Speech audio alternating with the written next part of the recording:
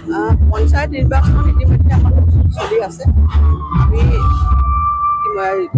লগে লগে আমাৰ দলীয় কাৰ্যকৰ্তাসকলক যেনেধৰণে দায়িত্বভাৰ দিব লাগে সকলোখিনি আমাৰ ষ্টেটৰ নেতৃত্বই কৰি আছে আৰু মই আশা কৰিছোঁ ভাল ফলাফল লাভ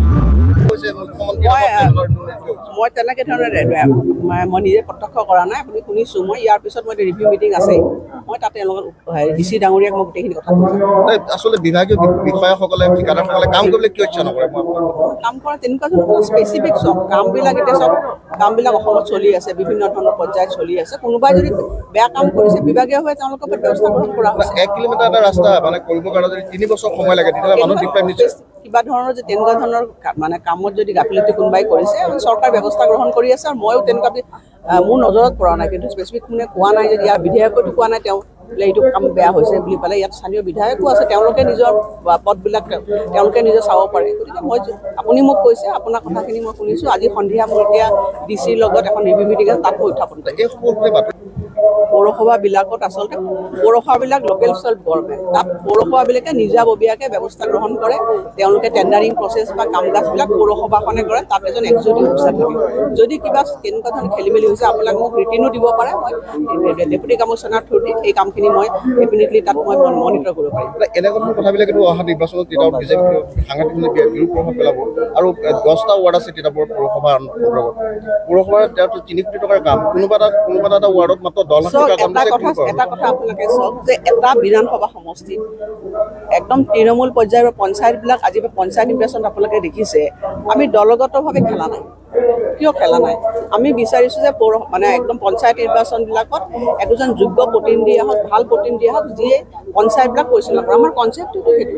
আমি যোৱা অভিজ্ঞতাবিলাকৰ পৰা আমি চৰকাৰখনে আমি সেইকাৰণে ভাবিছোঁ যে এইবাৰ তলত দেখিব যে ৱাৰ্ড মেম্বাৰবিলাকত আমি দলীয় চিম্বলত খেলা নাই।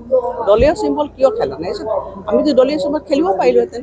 নেখেলা কাৰণটোৱে হৈছে যে তেওঁলোকে পঞ্চায়তত ৱাৰ্ডবিলাকত তাৰ অঞ্চল যিবিলাক যোগ্য মানুহ থাকে, কোনোবা ৰিটায়াৰ্ড অফিচাৰ বা কোনোবা ৰিটায়াৰ্ড চাৰ্ভেৰ এজন, তেওঁলোকে কেতিয়াবা দলৰ বেনত মানে আহিবলৈ ইচ্ছা নকৰে। সেইকাৰণে আমি এইবাৰ আচলতে তলৰ পৰ্যায়ত আমি পঞ্চায়ত লেভেলত কৰিছোঁ যে আমি দলীয় চিম্বলত নেখেলোঁ। ভাল কিছুমান মানে কাম কৰা মানুহ, দক্ষ মানুহ তেওঁলোকে নিৰ্বাচিত কৰক আৰু কৰি পেলাই এখন ভাল তেওঁলোকে পঞ্চায়ত নিৰ্বাচিত কৰক। সেইটো আমাৰ শিশু সংকট ICDS প্ৰজেক্টৰ হৈছে আমাৰ তিতাবৰ সমাজ কল্যাণ বিভাগৰ এটা বিয়াগুম তেওঁলোকৰ মাটি আছে।